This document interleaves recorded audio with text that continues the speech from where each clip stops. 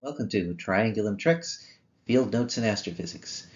This episode from Julian Date 2461124 features what is known as the twin quasar, which was the first gravitationally lensed object identified.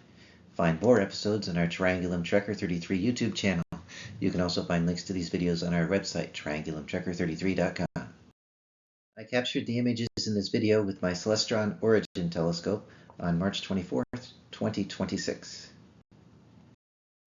The primary objective of this expedition was to see what image we could obtain of the twin quasar, the first identified gravitationally lensed object located in Ursa Major. The Stellarium map does not have Q0957 plus 561 in its database, so I searched for the nearby, directionally that is, galaxy NGC 3079. I then imaged the field. NGC 3079 is the obvious galaxy near the image center. Permit me a brief tangent. NGC 3079 is a barred spiral galaxy about 62 million light-years away, with a 2.4 million solar mass black hole at its center.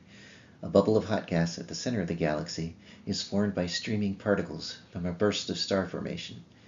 NGC 3073, a dwarf lenticular galaxy to the right of NGC 3079 in this image, is another member of the NGC 3079 group and is about 65 million light-years away from us. The twin quasar we are seeking is in the highlighted section of the field. This is the inset. The circle encloses Q0957 plus 561 A and B. The B component is slightly brighter than the A component. The dimmer lensing galaxy is almost in line with the brighter B component. What are we seeing?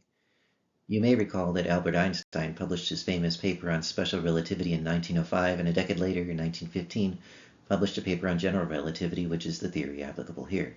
In 1939, Einstein published a brief note describing gravitational lensing based on earlier unpublished calculations. Einstein did not think that such a gravitational lens would be observable. In 1979, Walsh, Carswell, and Weyman noted that two quasar images were in close proximity to one another and had similar spectra. They suggested these were two gravitationally lensed images of a single quasar. This was indeed the first indication of a gravitational lens. Since that time, discoveries of other instances, Einstein cross with 4 images, cluster arcs, Einstein ring, have followed. How does this work? An intervening mass m curves spacetime, forming a lens such that light from the distant source S reaches an observer O by traveling different paths, resulting in multiple images of the single source. In the case of Q0957 plus 561 A and B, the lensing object is not just the galaxy YGKOWG1, but the galaxy cluster in which it resides. From observations, light-forming image A arrives about 14 months before light-forming image B. The source, that is, the quasar itself, appears to us about 8.7 billion light-years away, while the lensing galaxy cluster is about 3.7 billion light-years from us.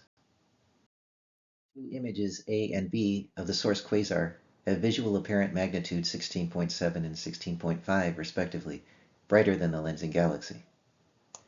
The lensing galaxy, the primary giant elliptical galaxy within the cluster, has a visual apparent magnitude of approximately 18.5 and is located almost directly in line with the B image of the quasar, just 1 arcsecond off its position.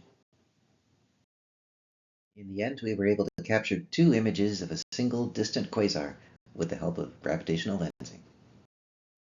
I hope you enjoyed this video. Explore further with my poster featuring images of all 110 objects in the modern-day version of the Messier catalog, available on Amazon. If there is sufficient interest, I will design more posters addressing additional topics. More videos and images about the sky and the equipment I use are available at triangulumtrekker33.com. Thanks for watching.